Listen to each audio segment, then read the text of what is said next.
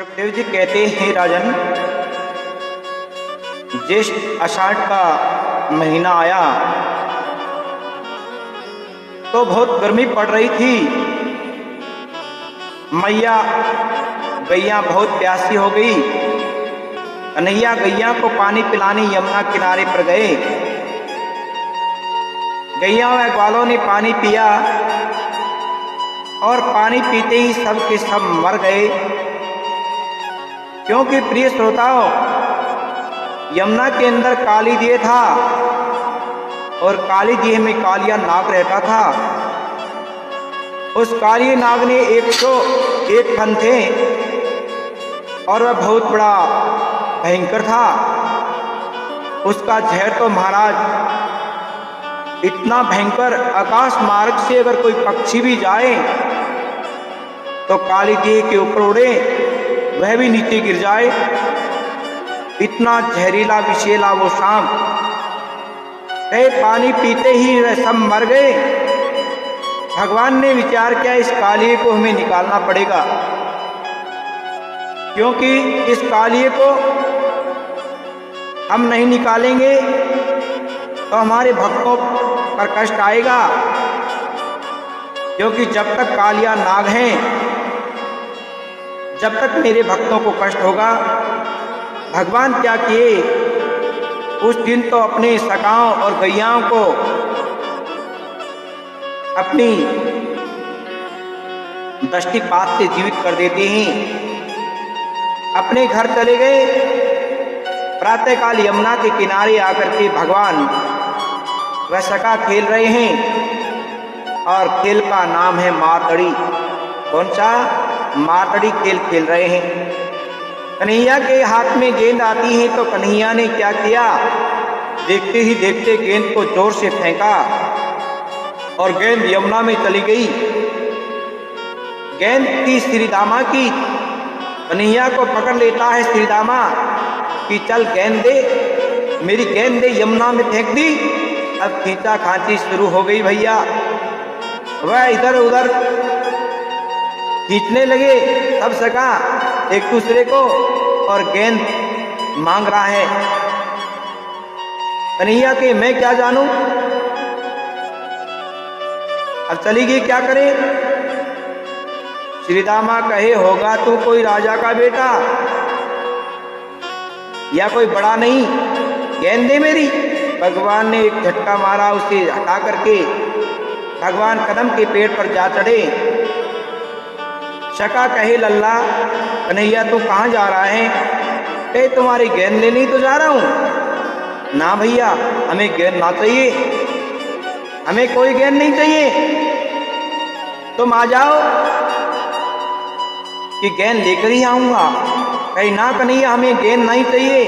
देखते ही देखते सखाओं के मना करने पर भी प्रिय बंधु उस कदम के पेड़ से काली देह में कन्हैया कूद गए। सारे सखाओं की आंखों में अश्रु बिंदु बह रहे हैं। हाय हाय, हमारा कन्हैया यमुना में चला गया, कालिया नाग कन्हैया को मार देगा। गैया ग्वाल बछड़े सभी दुखी। सखा दौड़े दौड़े घर आते हैं। बाबा को मैया को पुकारा, अरे मैया, कन्हैया यमुना में कूद गया, कालिया नाग की देह में चला गया है, अब क्या करें। मैया ने सुना तो मैया के तो होश ही उड़ गए। दौड़े दौड़े सब ब्रजवासी मैया बाबा ग्वाल बाल यमुना के किनारे आ जाते हैं। मैया तो रोते रोते पागल सी हो गई प्रिय बंधु। कहे, बस अब मरी जाएगी। जैसे ही यमुना में कूद करके बलराम जी ने मैया को समझाया कि तू चिंता ना कर, एक नहीं ऐसे अनेक भी काली नाग आ जाए तो मेरे कन्हैया का कुछ बिगाड़ नहीं सकते। तो चिंता ना कर मैया, कन्हैया अभी आ ही जाएगा। लेकिन माँ तो माँ होती है। रोते रोते यशोदा मैया मूर्छित होकर के गिर गई। भगवान यमुना के अंदर गए। 400 कोस का पानी दूर हट गया। कन्हैया यमुना के अंदर काली नाग के पास चले जाते हैं। कालिया नाग सो रहा था उस समय। नागिन जाग रही थी। नागिन के, अरे बालक वापस लौट जा, नहीं तो मेरे पति की फुंकार से तू मर जाएगा। तो बहुत सुंदर बालक है, तेरी मैया का प्यारा है, जा वापस लौट जा।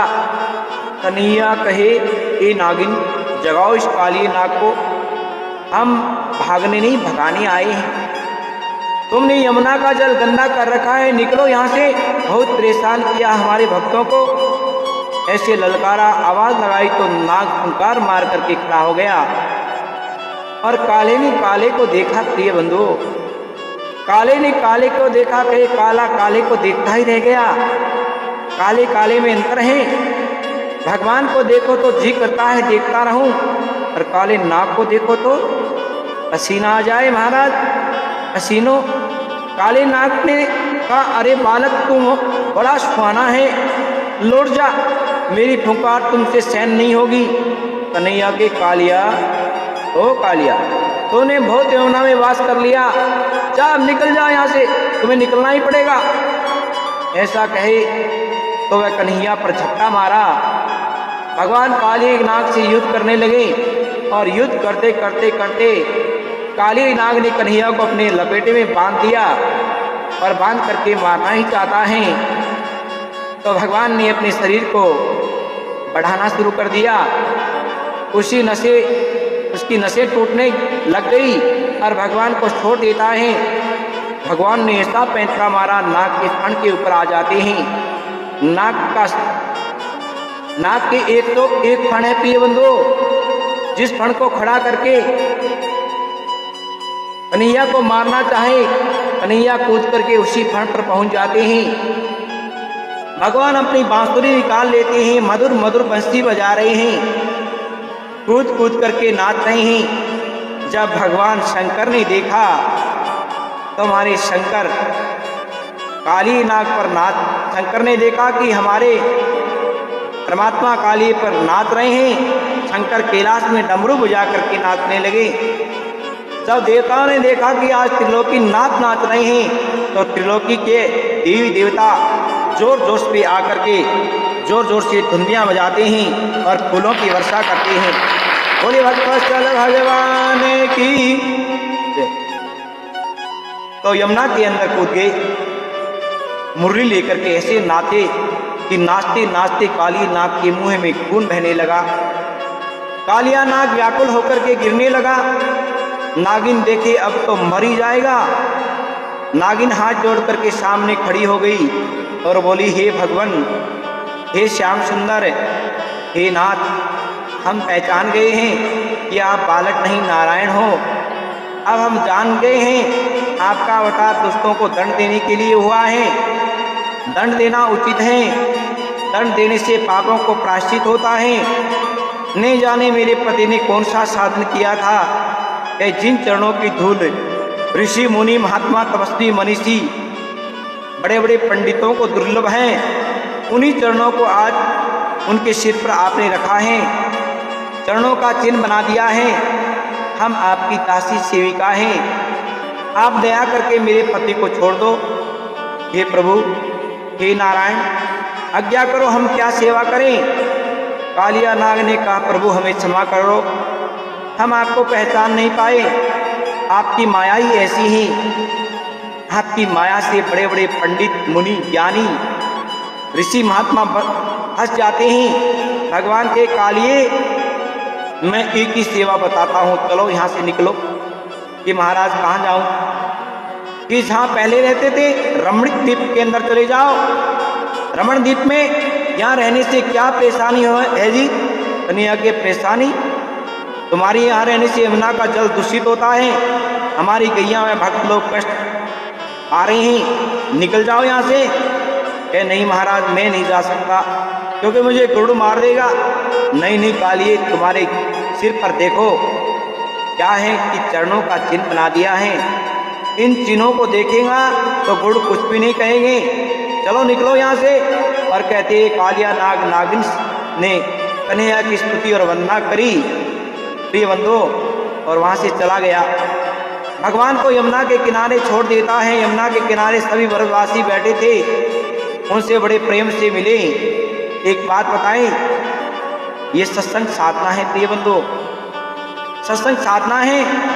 शब्दों पर ध्यान देते हुए इसका चिंतन मनन श्रवण करें।